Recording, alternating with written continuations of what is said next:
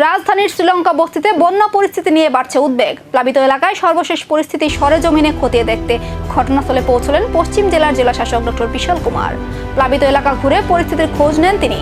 এলাকার মানুষের নিরাপত্তা, জলস্তরের পরিস্থিতি এবং প্রয়োজনীয় প্রশাসনিক সহায়তার বিষয়েও খতিয়ে দেখা হয় বলে জানা গেছে।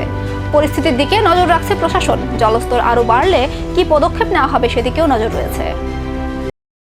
तो जैसे आप सभी को पता है कि कल बहुत तेज वृष्टि हुई है और ज़्यादातर ये जो वृष्टि है ये बारामूला के पहाड़ों में हुई है और जिसकी वजह से बारिश बंद होने के बावजूद भी जो हावड़ा रिवर और कटाखाल के आसपास के एरियाज हैं, जैसे श्रीलंका बस्ती है, प्रतापगढ़ है, इंद्रनगर है, वार्ड नंबर 9 है, बल्दाखाल है, तो इन सब जगहों पर पहाड़ों में बारिश होने की জল বাড়ছে উদ্বেগ। শ্রীলঙ্কা বস্তির পরিস্থিতি কোন দিকে যায় এখন নজর সেদিকেই।